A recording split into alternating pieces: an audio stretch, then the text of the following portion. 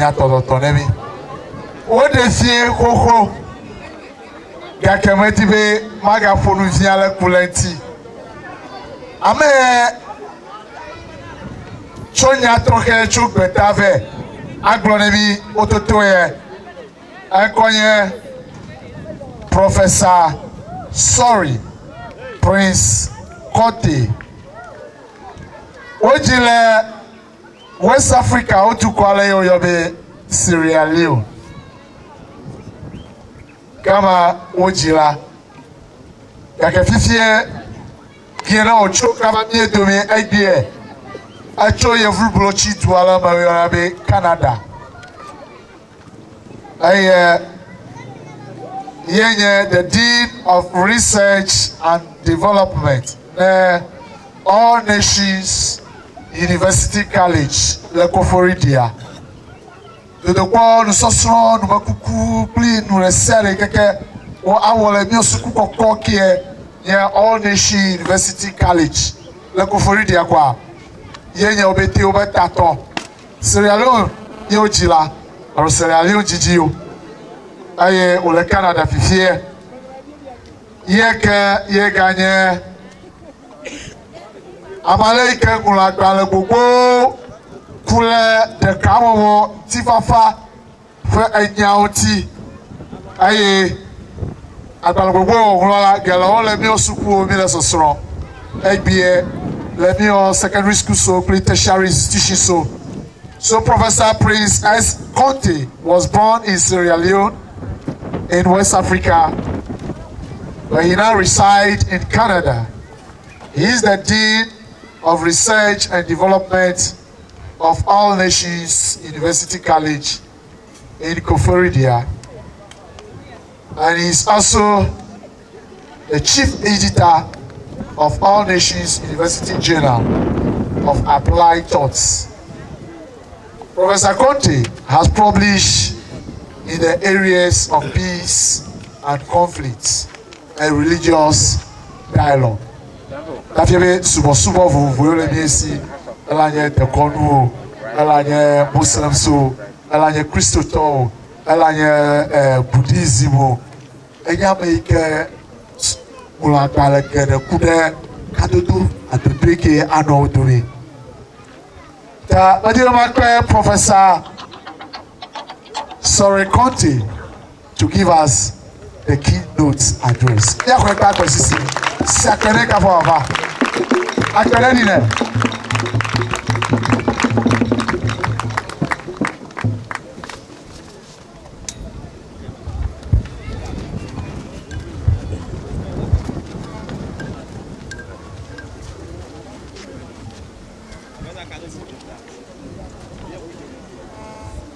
Distinguished guests, our natural rulers, ladies and gentlemen, it is an honor to be once again in the midst of the good and hospitable people of Ghana. It's always a blessing when I interact with Ghanaians. Ghanaians have been so hospitable and friendly to me. I love this country, and we continue to pray for God's peace to be in this country. The former UN Secretary General, Brutus Ghali, once said, "There can be no peace without economic and social development, just as development is not possible in the absence of peace." They are intertwined. Peace and development go hand in hand. Agreement on the meanings of peace and development and the challenges associated with actually integrating programs and activities that fall within the mandates of particular organizations and agencies greatly challenge the interrogation effort that people have been trying to bring peace and development together. To truly integrate peace and development,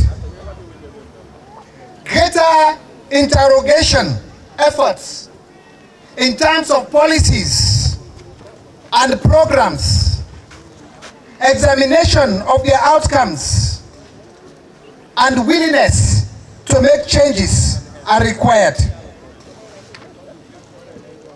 Human development is a practical concept that is conducive to the building and sustainable peace and to preventing future conflict. Peace and development are inextricably intertwined.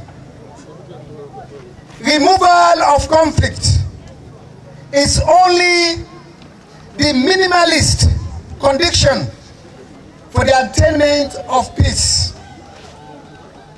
For a lasting and reliable peace to be attained, it is important to make economic systems which can generate sustained economic growth, also to guarantee for the mass population a certain minimum of material existence of basic needs. Friends, yes, in Ghana there is peace, but we always measure peace with the absence of warfare. Perhaps that's why in finding a lasting solution to our social problems continues to elude us. Because what I've seen with the Africans, they suffer inwardly and tell it all to God. It doesn't mean when you see the African smiling, all is well. The African is so strong that the African can withstand the storms and wiles of the economy. They can laugh to you. They can do all things to show you that indeed they are strong. But I tell you, visit their homes or sit and talk heart to heart. Talk with them. You realize that all is not well. But we feel because there is no war, there is peace around us, we feel all is well. And we all know that foreign countries are willing to invest in a country that is peaceful and stable. So we see our peace and economic development go hand in hand. Today we are foreigners and we are in Ghana. As you heard, I'm a Sierra Leonean, but I'm not there. Because we have a fragile peace, I cannot go there and help the country. But I came to Ghana. Of all the countries in West Africa that were introduced to me or recommended to me, I decided to come to Ghana because in Ghana we have peace. And I was impressed during the elections, the past presidential election, the media, the government through the media, continued to talk, to appease the people of Ghana to respect peace. And indeed, we thank God that the elections went, yes, although it was challenged, it went through the legal system, and today we can say, as people living in Ghana, we thank God that you people, we are sensitized, and you people listened to the voice of wisdom, and you did not do anything unthinkable. So there is peace in Ghana, and we thank God for that. But the peace that we are going to fight for, and the peace that Gandhi fought for, was to ensure that we do not only see peace on the outside, but also peace in the inside. To make people, when they smile, they mean it. They are not hypocrites. Today, people are smiling, and at times they cannot even afford a square meal a day.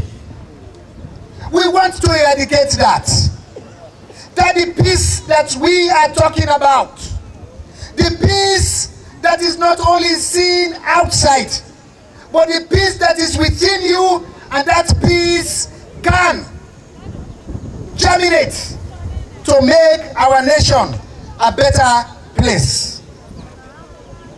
We've tried very hard to define peace, and there is no agreement. But when we talk about peace, I like the Hebrew people. When they say shalom, shalom does not only talk about the absence of war, it talks about the peace that the individual also is experiencing, the peace in the community, the peace in the society, the peace at home. So when somebody says shalom, that person is telling you about conflict, about complete peace, that is not only about the absence of peace, but the peace, as Jesus says, that passes all understanding.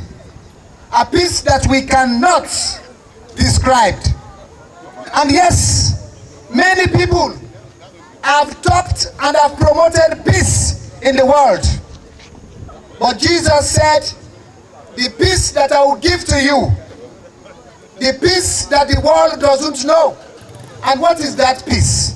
That's the peace we want to always envy, and that's the peace we want. The peace that will make us feel good. The peace that will make us not lack. The peace that will make us treat our brothers and sisters with respect and love.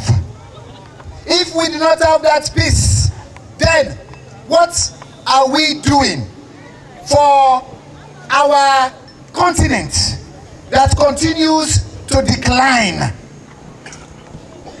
When we have peace, things can go on smoothly. People will think better, and people will act better. And when we talk about peace, it also comes with justice. It comes with justice. And when I say justice, I'm not talking about legal justice when we go to court. No. I'm talking about giving due to whom whatever is due. Today in Africa, most of us want to grab everything, and we do not think about others. How are we going to experience peace? Even the grabbers, those who continue to embezzle, do they have peace when they sleep? No way. Because they're always thinking about how to protect what they have embezzled. And they always know by embezzling, what are they doing? They are recruiting enemies for themselves. So they do not have peace. But peace that I want to give to you is the way I treat you, the way I respect you, the way I talk to you. And when I read the Bible, the message that I see in the Old Testament, it says, when the children of Israel and all these leaders were treating the people, God said to them, thank you for the offerings and all the gifts that you bring to me. What is your relationship with your neighbor? What is your relationship with your neighbor? How do you treat your neighbor? How do you consider the next person close to you? I always say to my students, today I am your professor. Tomorrow you will be the president of this country. And I'll be proud to say I taught you. I'll be proud to say I taught you. That was my student. I'll be proud to say that. We know today, as we say in Sierra Leone, we do not know tomorrow. And in Sierra Leone, we used to say, live and let's live. Whatever position you are placed in, you should not be grabbing everything. You want to live? Let me also live. I am also a creature of God. If you want to eat good food, I also want to eat banku and tilapia. If you want to drive the best cars, I also want to drive the best cars. If you want the best house in the world, I also want the best house. Why should you alone grab everything?